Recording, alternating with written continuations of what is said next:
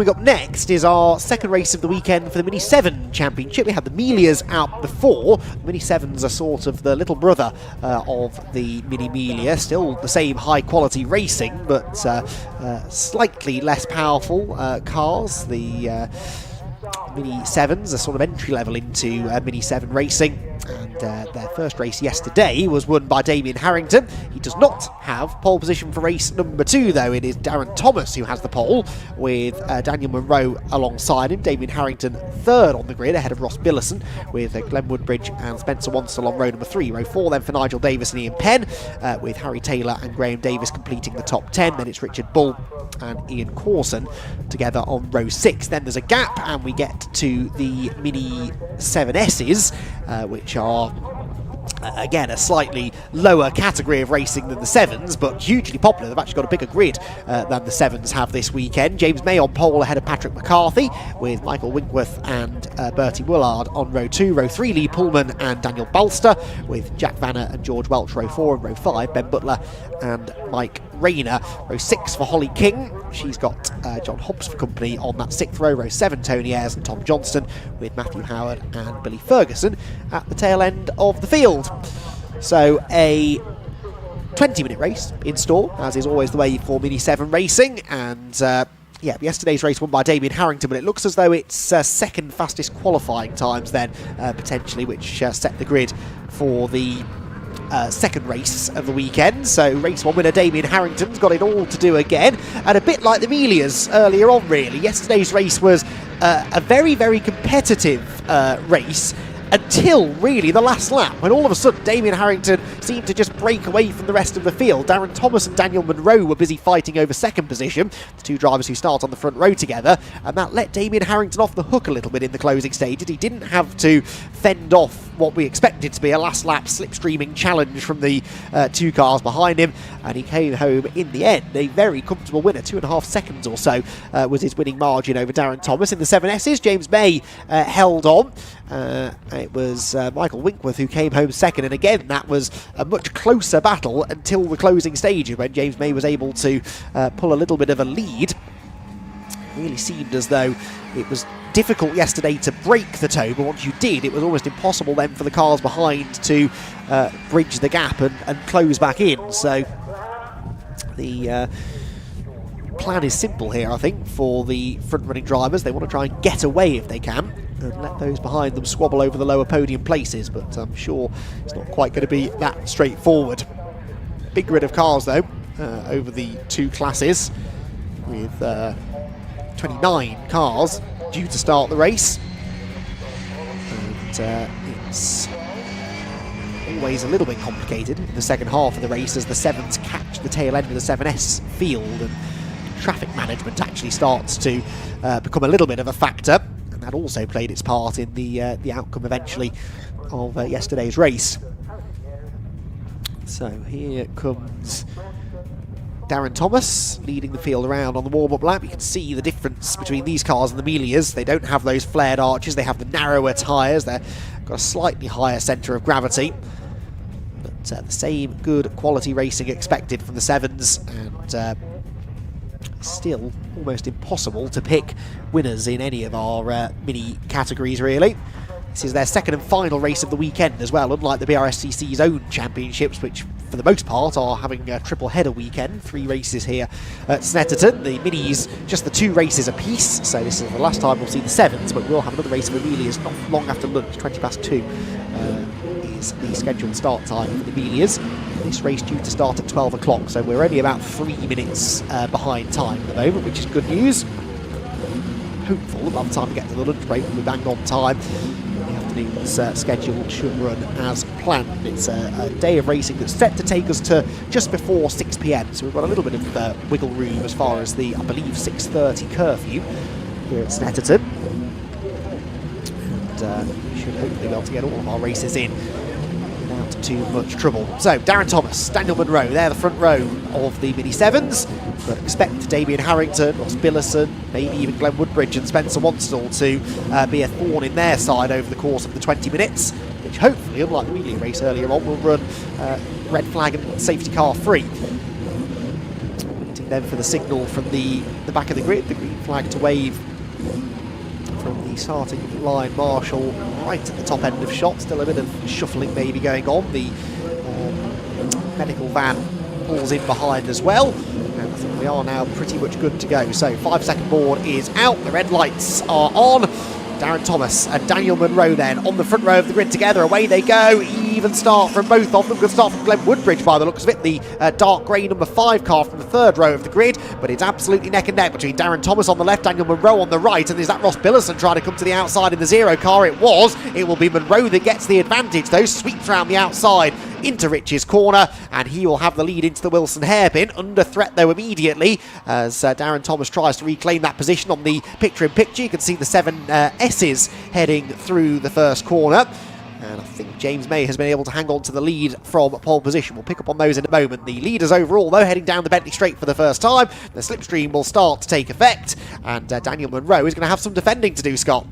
Already a six-pack forming. Darren Thomas slotting neatly in front. There's a little bit of fisticuffs lightly down towards the back straight between the top two, but it looks like Billison's coming back at, Munro's coming back at Thomas here. This is again pretty much picking up exactly where they left off yesterday when they were going back and forth as this one, but into Brundle and Nelson. It's Thomas from Munro, from Billison, then from Damien Harrington, the defending champion. Then it's the first of a couple of cars, but I think that's Woodbridge and Wanstall in that mix as well. So that's the 6 going forwards in the 7s category. So then going through inset down towards the complex. On the other camera shot, because we're still looking at the cars coming out of the bomb hole now through there. It's again 3-wheeling for Munro, looking a little deep through the exit of Coram. Just about wiggling around to get it stopped, turns in, and he's got a good run out. He's got a much better run than Thomas did. Dumped the curb on the exit, now trying to force himself somehow on the inside line, which would be the pit wall side. Gets shown the edge of the road and kicks up a bit of dust. I think, to be fair to Daniel Munro, that was never going to go because Thomas wants the side draft against the pit wall. He was never going to get spaced up against the wall. No, that was interesting, wasn't it?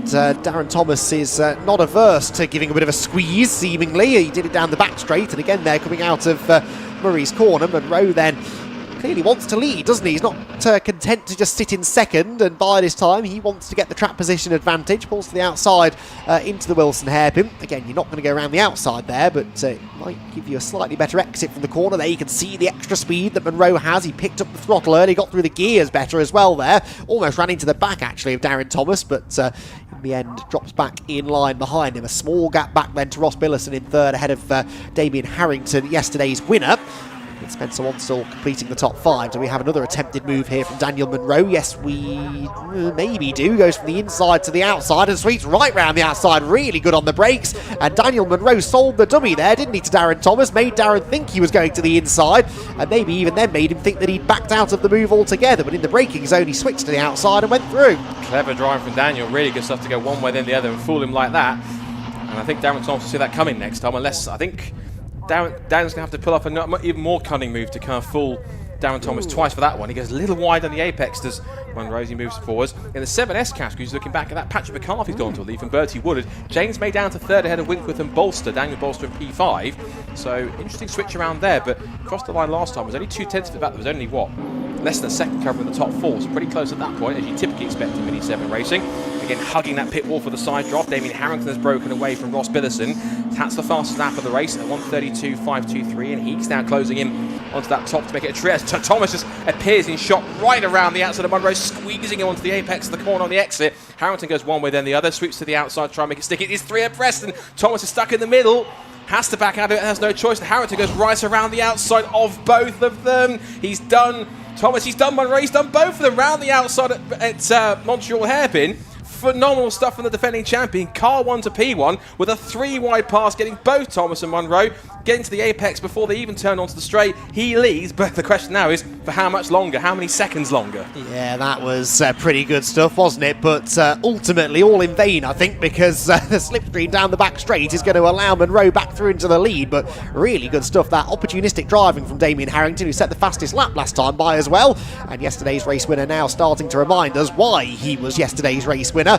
But I think this second race is going to be a slightly more competitive affair, really. Through the bomb hole they go, a leading group of 4, maybe 6 you could argue, as Spencer Wanstall and Glenn Woodbridge just about tagging along with these leaders. As again, Munro cocks a rear wheel, slides his way on a slightly wider line there through Coram, trying to keep the momentum up as best he can. In the inset there you can see the 7S battle where James May is back up into second position. in the 7S, or was at the start of the lap anyway. Patrick McCarthy was in his sights. Leaders then hooked the pit wall, heading down in towards the first turn at Riches. 5 minutes in, and we've had plenty of lead changes between this leading group. Not a great run there for Harrington. In fact, it's Harrington off the pace there. There was a puff of white smoke from the back of the number 1 car. I think he was just off throttle because he was having a moment through Riches, and look at what that costs him. Second place goes the way of Darren Thomas, and nearly third position for Ross Billison, but Harrington is just about able to close the door. In the 7Ss, McCarthy still leads. They've actually got Richard Bull in this group now as well. Richard is a Mini 7, not a 7S car. He's just starting to complicate matters ever so slightly. But in fact, they're catching a couple of the 7s. May back ahead of McCarthy, look. So James May in the blue and orange car, back to the lead of the class. And Winkworth is involved in there as well. If you see, it's almost 3 or 4 abreast. They're scattering amongst each other for the 7S. And there goes, what's that? Billison go around the outside. Both it is. It's Monroe, in fact. There's a little touch, a little sideways moment, and Harrington's got back through. Also, there is Billison. He's passed 3 or 4 of them, so they go back in set to watch them happening here down towards the bomb hole. There's contact between Billison and Monroe. He runs wide, keeps it off the grass though, and there goes a big momentum. That was, who's that? Is that Spencer Wanstall that came at the inside of all of them? And he's gone for, what was it, 6th to 2nd in one sequence. That's incredible. So Spencer Wanstall then picks his way through. He's a former 7S champion, if I remember correctly. So Wanstall in the red number 73 selves everyone the dome whilst they're all fighting amongst each other and says, cheers for that, boys. I'll take 2nd any day of the week. That was all a bit physical, wasn't it? Through the Brundle, Nelson and bomb hole section. You've got to be careful with those bits of wheel-to-wheel contact. You can quite easily break your steering arm doing that. I think Daniel Monroe got away with that, but that was scary stuff. So Damien Harrington gets a 1.1 second lead out of all of that, so the group behind need to be a little bit careful. This battling is very entertaining, but they are in danger here of allowing Damien to do what he did yesterday and pull away and break the toe from the cars behind. They're certainly not working together at the moment, as Spencer Wanstall, with a bonnet flapping slightly loose actually on the 73 car, had Daniel Monroe trying to slip to his inside into the Wilson hairpin. Monroe settles back in behind him. But there you can see the advantage for the race leader. They've got to be careful. That's verging now on being out of slipstreaming range, I'd say. A little bit. Harrington trying to spread eagle the field now. Wanstall trying to pull them along to try and close up to him, but of course he's now the one everyone has to try and follow. So either they try and follow his toe, or Billison & Co wants to try and take his turn in front. Looks like he's going to take his turn. Slots in front, takes 2nd place. Wanstall back to 3rd, and Thomas, who was at one point in the battle for the lead with Monroe right behind him. They find themselves back in 4th or 5th, wondering how that's happened. Glenn Woodbridge there in 6th position, and almost someone's also trying to tag along to catch up to them in 7th place. Just there at the back of the queue, with the rookie plate on the back, is a 72, which is Ian Penn.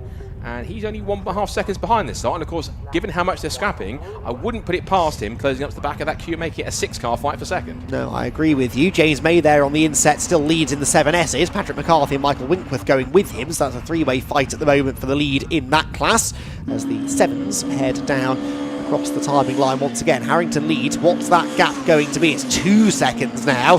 So yeah, there's a danger here that they've let him go. They're going to have to work together, this group. It is the only way they will catch him, and as I say that, I know I'm wasting my breath because they never do.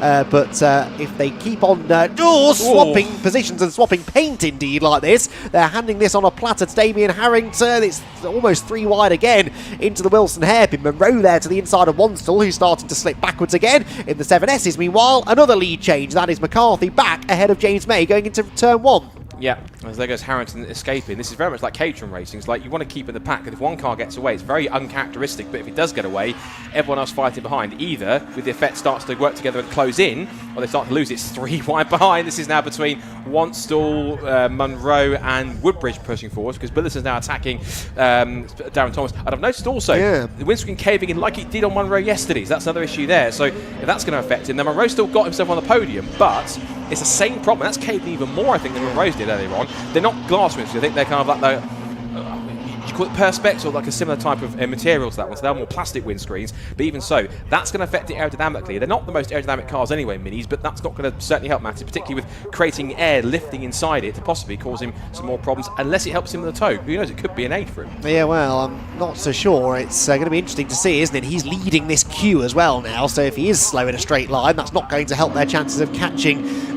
race leader Damien Harrington. What's the gap this time? Don't think it's grown massively on this occasion. No, more or less the same as it was, actually. In fact, Darren Thomas sets the fastest lap of the race, regardless of the fact that the front end of his car is starting to fall apart. So Thomas might just have the speed here to bring them back onto the tail of the race leader. There's a bit of a gap back then to Woodbridge, the orange car in 4th, who's got Monroe Wanstall in behind, and in fact Monroe to the inside of him here into the hairpin, and Daniel Monroe is he's not happy, is he, with his position at the moment, and he's doing everything he can to move up the order, does reclaim the place as James May reclaims the lead of the 7Ss. I think he's enjoying himself rather than busting up positions, and rightfully so. Why wouldn't you enjoy yourself at a Mini 7 race like this? On for second again, Billerson just posturing around, having a look. He goes to the inside this time towards the run at Brundle and Nelson, side by side between Monroe and Woodbridge. Woodbridge tries to get his nose in front. He was in front at the line by 4/10 last time. As they come back into view through Brundle and Nelson, as our 7S category is still in the shot in the picture-in-picture, still with James May in front. It is still Woodbridge ahead of now Spencer. No, Monroe's ahead of Woodbridge, then Wanstall. Thomas pushing on, a little wide on the exit, but holds on to third place, and there behind Ian Penn with the rookie cross. His car wiggling around as it came on the exit. He's pushing as hard as he dares. Ooh. And it's almost a game of who can take the widest line through Coram but keep the car in one piece and keep it anchored up for Murray's, and they're all trying to go as wide as they dare. I've seen cars before there go even too fast there and shoot across the grass and have a questionably faster lap time than anybody else, which I'm sort of saying doesn't get held unless they lose an advantage.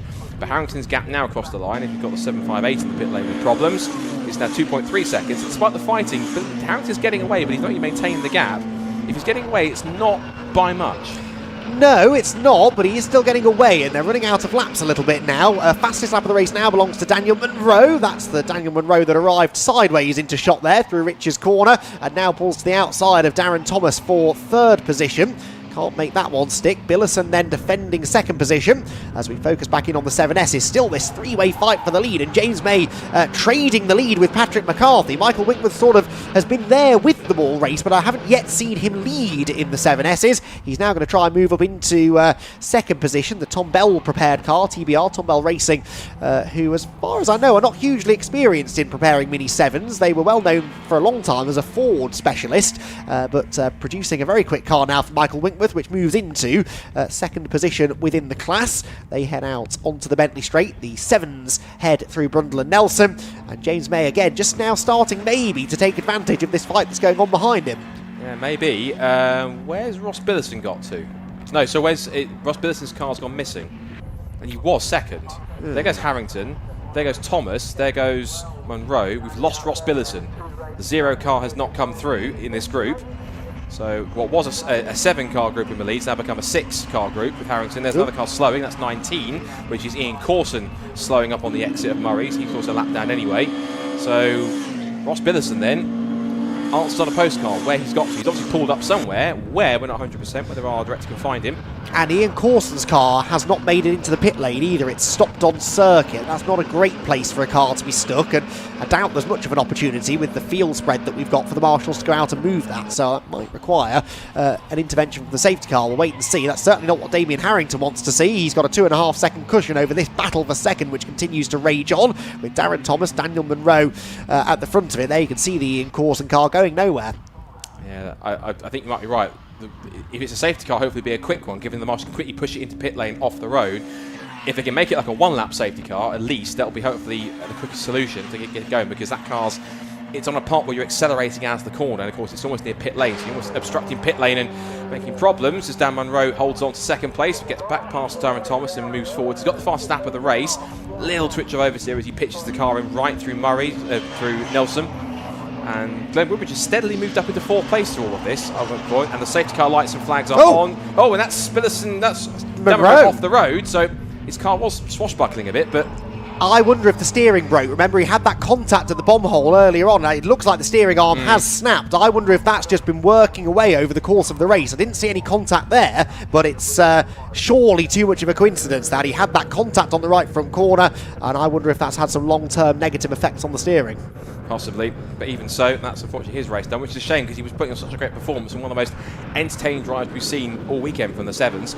Safety car deployed then, with just under 6 minutes to go, and I'd like to think this will be a quick one. If they can quickly push it into pit lane out of position, it should be fine to see. We're going to get a replay of what happened then, so coming towards the bomb hole, let's have a look. Yeah, watch the front wheels. He turns in and just in the compression, maybe. Yeah. The steering brakes. That was just that one little bit of force too much, and it is the right corner that's broken, isn't it? You can see the right front was leaning down slightly, so I'm not often right, I will admit, but I think maybe, just maybe, I've stumbled upon something there. I think it has to be related to that little bit of contact he had early on. That's such a shame, though, because the safety car would have given him an opportunity to go and fight for the win, and he's been robbed of it. And he was so keen yesterday when we talked to him after the race. He had such a good run and getting a podium finish and going back and forth. It's in that case. Well, you talked about the one person who didn't want the safety car. Unfortunately, he now has to deal with it because Damien Harrington had that lead of some 3 seconds. He now has Darren Thomas, kind of depressed windscreen and all, right behind his tail. And Glenn Woodbridge, who's been in the mix and steadily moving up, has a genuine chance of winning this. So too does Spencer Wanstall. And I wouldn't count out Ian Penn either, because rookie plate on his car or not, he's fifth on the road. If this is a relatively quick safety car and a quick, I don't know, 2-lap dash for the cash and we get a restart, 2-3 laps or so, this could be a real frantic 5-car battle because Harrington don't have that gap to take a full advantage. Thomas and co will stay with him on the restart and they will put him under pressure. They've got to be careful because Damien Harrington's been the only driver so far this weekend who has been able to pull away at the front of the field. He did it yesterday. He had done it again in this race. So they're going to have to make some sort of a concerted effort to try and go after him here, but yeah, they've got a chance, haven't they? They've been given a lifeline here, the likes of Darren Thomas, Glenn Woodbridge and the rest of them, and they don't really want to be squandering that. There's a headlight missing by the looks of it on the James May car, which still leads in 7Ss, and he's 8th overall now as some of the 7s are starting to fall by the wayside. Michael Winkworth and Patrick McCarthy, they'll be planning their moves now over the final lap or two. I think we are going to have one more lap behind the safety car, aren't we? So potentially here we're looking at a 1-lap dash to the flag, aren't we? Well, I thought they were pushing that car pretty quickly. They were going quite slow, so I wondered, the pit lane's obscure, so they might have to go for one more. One of the safety car was backing off a little bit enough so that was to give them enough time to pull the car off the circuit. They've got it off the circuit now. It might be a late call, but maybe this time by, potentially. They could, couldn't they? It depends where the safety car is. I think it maybe was just a bit too far around the lap. We'll see what happens. No, safety car stays out, so it will be one more. Key thing then to see how long this lap was behind the safety car. Of course, the safety car can speed up slightly now that it knows the track is clear. That was a 2-minute 37. So yeah, we'll have time. It'll be a 1-lap shootout. They'll get to the end of this lap. There'll be one more lap to go. And limited opportunities then, really, for them to get past Damien Harrington. They'll have the run down into Riches, yes, but from a safety car restart, that's not as good an opportunity as it normally would be. So it's all going to come down to the run down the back straight and what I suspect will be a fairly elbows out run through the final few corners. And Damien Harrington, he'll be really gutted if he ends up losing the victory here as a result of this late safety car. James May there, he's going to be up behind the likes of Ross Billison, who is still there then. So Ross Billison must have just been off the road and then carried on. The Zero car back in that lead group now. He's got a new opportunity. There's a bit of damage, isn't there, look, to the front bumper on the Zero car. So that would suggest that he has been grass tracking maybe somewhere, and that might well just curtail his chances of getting back onto the podium. But anything's possible in Mini 7 racing. A lot can happen in 2 and a bit miles of racing, as I think we're about to see then. The safety car has sped up quite a bit on this second lap of the safety car period, and it's going to give us probably only time for 1 lap, but actually it's really picked up the pace quite nicely, and depending on how quick Damien Harrington gets the race restarted, we might actually just get through. Remember, they're lapping at full speed in the 131s, 132s. It's going to be very, very close, but possibly a 1-lap shootout. Let's find out then. Down towards the line they come. It's a good restart for Damien Harrington. Darren Thomas then is, 4 or 5 mini lengths back as they come to the line. Oh, 1 minute and 30 seconds or so. It should be a 1-lap dash. It depends how generous race control are feeling, but Damien Harrington has the lead then as they turn into Rich's corner for what may or may not be the final time. Keep an eye on that 7S battle going on behind as well, but this I suspect is all going to boil down to what happens down the Bentley Straight, except Harrington's already got away, look, because they're busy battling for second. They're 3 abreast into the hairpin, and Glenn Woodbridge comes through into second position, gets up the inside of Darren Thomas, and Wanstall tried to go with him as well. Can Woodbridge now get a slipstream from the race leader? So, half a lap to go. Billison's moving out. He's scrapping to get past Graham Davis for 6 as they come back down the Bentley Straight. And to be fair, Woodbridge is latching on. He's got a decent enough tow from Harrington. He might not get him here, but if he can get a good exit through Brundle Nelson, through the bomb hole at Coram. He might set himself up for a run down the pit straight if he's brave enough. Down towards the complex for the final time. Thomas holds third, side by side for sixth between Billison and Davis. Looks like Billison has got it. Run was okay off of Nelson for Woodbridge. He's more defending from Thomas here. His depressed windscreen. Wansell's back to fourth now. He's off the podium. And James May's up there, battling at the back of Graham Davis for position. Overall, he's leading the 7S category quite comfortably, but I think at this point in time, it seems to be Harrington's got enough pace on this final lap to go ahead and hold on to the lead. So it might be only a one-lap dash, but it's all Harrington needed to hold on to it. Despite the safety car, looks like he is going to hold on to victory after all. Oh, well, it was the restart that did it, really. He built a nice gap, didn't he? And it meant they were all busy battling for second, really. So Damien Harrington does basically what he did yesterday, manages to pull away from the rest of the pack. Is it a checkered flag? It is, and it waves for Damien Harrington then, who wins race number 2 of the weekend. Glenn Woodbridge comes home in second, with Darren Thomas right alongside him, actually, at the line. Only a tenth and a half between them. Spencer Wanstall comes home in fourth. There was another close finish further back there. That was for second in the S's, actually, with Patrick McCarthy just keeping Michael Winkworth at bay by 300ths of a second. So nearly a change for second position in the 7S category. But it does go the way of Patrick McCarthy over Michael Winkworth in an entertaining race there for the Mini 7s. What else would you expect to see from Mini 7 racing? And Damien Harrington will be delighted to have won it, especially having negotiated that safety car, which very much wasn't part of his plan, but he managed to hold on anyway. You see there that the wind has picked up quite noticeably over the last half an hour or so, but still no sign of the rain, thank goodness. And no one was going to rain on Damien Harrington's parade there. He was able to come home a winner, managed the safety car situation really well. He wins from Glenn Woodbridge, with Darren Thomas third, fourth Spencer Wanstall, fifth Ian Penn, sixth Ross Billison, and Graham Davis comes home in seventh. James May, the winner in the 7S's, ahead of Patrick McCarthy and Michael Winkworth. Bertie Woolard was next, then it was Lee Pullman, with Harry Taylor in amongst the 7S's by the end there, ahead of Daniel Bolster.